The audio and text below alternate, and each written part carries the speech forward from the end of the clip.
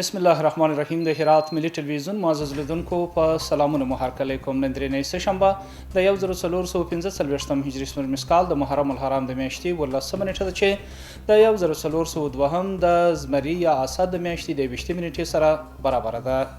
ستاسو پام د دې مهال خبري ټولګي ته راګرځوم. په سر کې پام وکړئ د څو خبرونو سرټکو ته.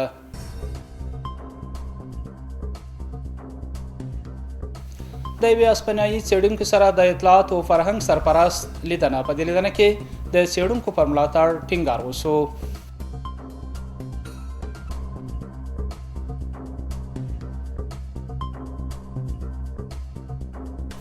د برېښنا د سپما په اړه د سیمهیزې ادارې د مسؤلانو ټینګار. د خلکو څخه غوښتل شوي دي چې د برېښنا په مصرف کې سپما راولي.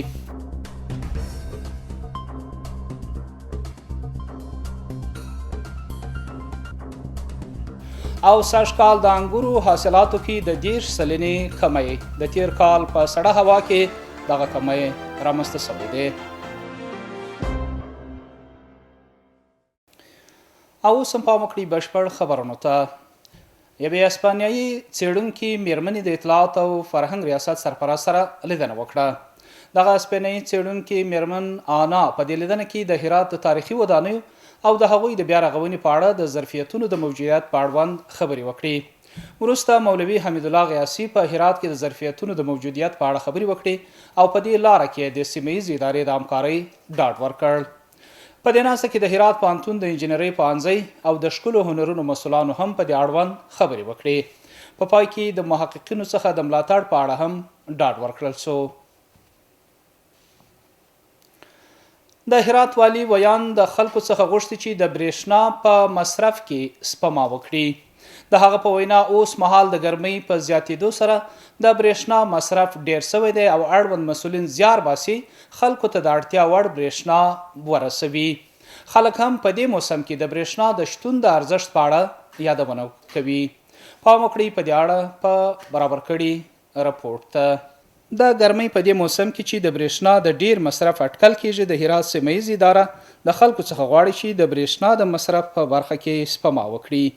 د هرات والی ویان په وینا سیمهیزې اداره په کلکه زیار باسي ترڅو خلکو ته د اړتیا وړ برېښنا برابر کړي. لکه څنګه چې معلومه ده هوا ډیره بېنهایته ګرمه ده. په دې برخه کې موږ د ټولو محترمو ښاریانو څخه غواړو چې د برق په استفادې کې د صرفه‌جویي وکړي ترڅو د برق د پرچوي څخه مخنیوی وشي او همداراز موږ ټولو ښاریانو ته اطمینان ورکوو چې کومه ستونزه نشته. که چیرې کومه ستونزه موجوده وي د مسؤلینو لخوا به پر وخت رسیدګي ورته کیږي.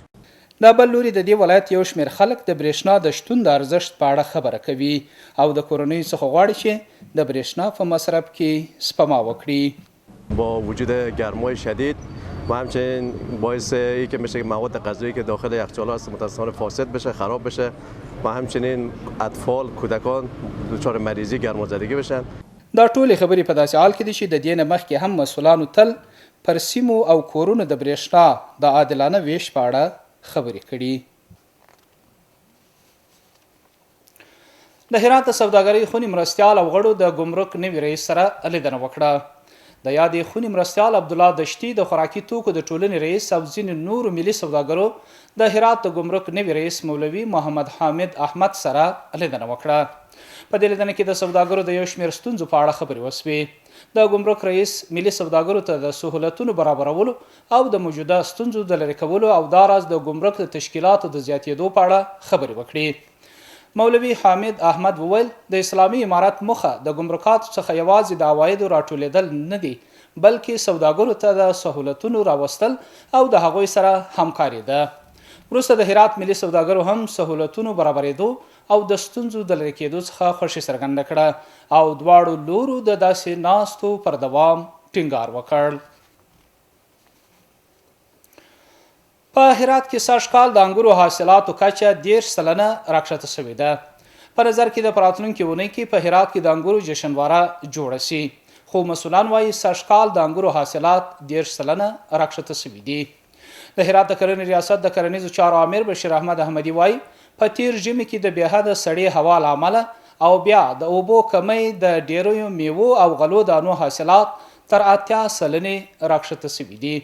احمدي زیاته کړه سږکال د انګورو حاصلات 100,000 ټنه ته رسیدلی دي چې د تیر کال حاصلات 150,000 ټنه وو.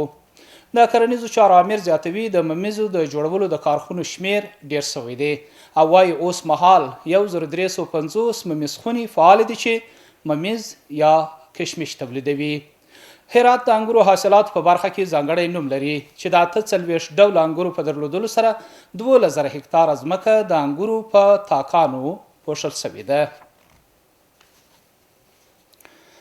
په هرات کې د توبرکلوز د تشخیص 2 دستګاوې د $160,000 په لګښت پرانستل شوي دي. د روغتیايي مسؤلانو په وینا یوه د پورټیبل ایکسرې دستګاه د $65,000 د رامرد شوو مسافرو د تشخیص په موخه د اسلام کلا په پوله کې او بله د جن ایکسپرت دستګاه ده چې د $95,000 په لګښت د اسلام کلا په روغتیايي مرکز کې نصب شوې ده. په دې مرکز کې د توبرکلوز ملي پروګرام مسؤل د داسې دستګاهګانو نصبول د تنفسي ناروغیو په اړوند مهم وبلل او ویل چې په تیر کال کې د هیواد په کچه 52,000 تنه په تبرکلوز ناروغي اخته کسان ثبت شوي دي. نور حال په برابر کړي راپورټ کې د $160,000 امریکایي ډالرو په لګښت 2 د تبرکلوز دستګاوې په هرات کې پرانستل شوي. د پورټیبل ایکسرې دستګاه د $65,000 په لګښت د ګلوبل فند مؤسسې د لوري پیرل شوی او د هیلت مؤسسې د لوري کښینول شوی ده. د هیواد د توبرکلوز د ځانګړي کولو ملي پروګرام مسؤل وایي دغه دستګاه د 2 ثانیو په موده کې د توبرکلوز ناروغانو تشخیص کوي او د هغوی په اصلي سیمو کې د هغوی درملنه کیږي. دا ماشینری خپل د جن ایکسپرت ماشين 14 موډل ده، یعنی په یو وخت کې 14 د تبرکلوز سامپلونه پروسس کوي، ټیسټ کوي او نتیجه ډیره موثقه ده او تقریبا د $95,000 په حدودو کې په دې باندې مصارف راغلي دي او هغه ماشين چې موږ تاسو یو لازم مخ کې په نقطه صفر کې د افتتاح شهیدانو هغه تقریبا د $65,000 امریکایي ډالر په حدودو کې په هغه باندې مصارف راغلي.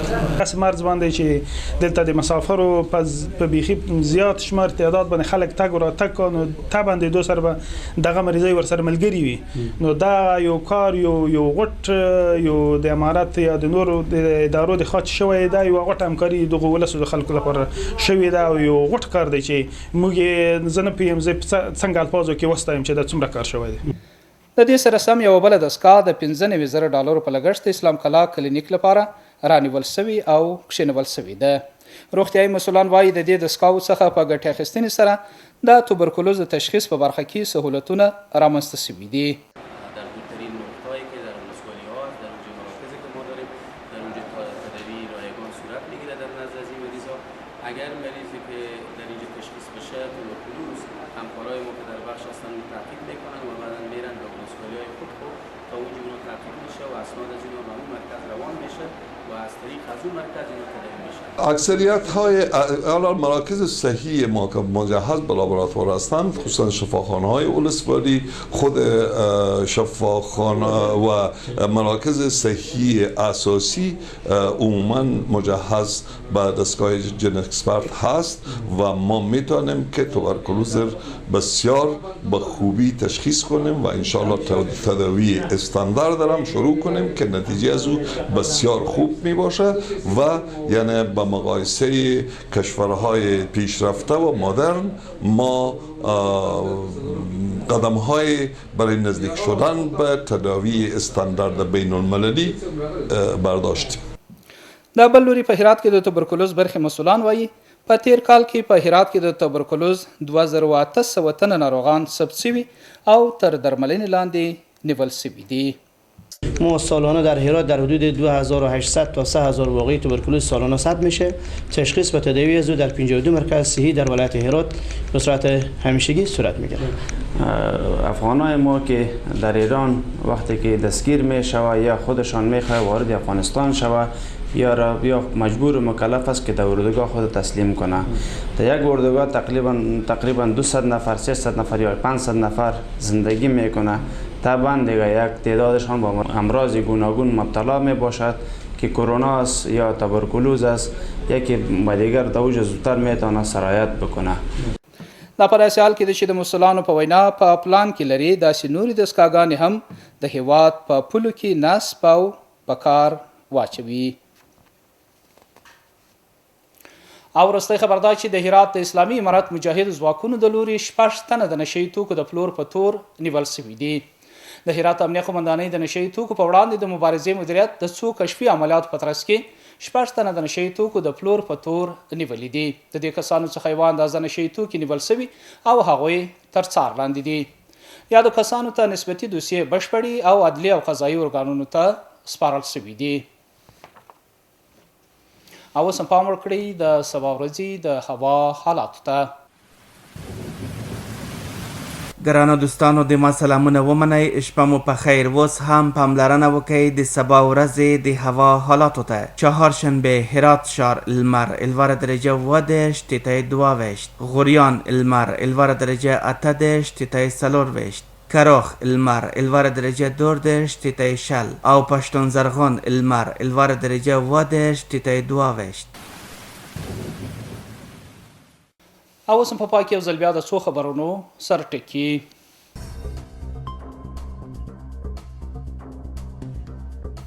د یوې اسپانیایي څېړونکي سره د اطلاعات او فرهنګ سرپرست لیدنه. په دې لیدنه کې د څېړونکو پر ملاتړ ټینګار وشو.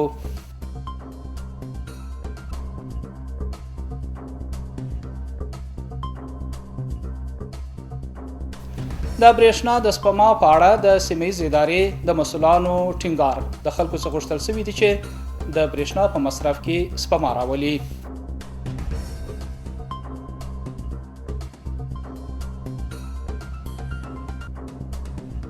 او سږ کال د انګورو حاصلاتو کې د 10 سلنې کمی د تیر کال په سړه هوا کې دغه کمی رامنځته شوی دی. درنو محترم لیدونکو، دا وه د دې مهال خبرې ټولګه چې ستاسو قدرمنو حضور ته وړاندې شوه. تر بیا مو په لوی او مهربان خدای سپارم. هر چیرې چې اوسئ خوشحاله شپې ولرئ.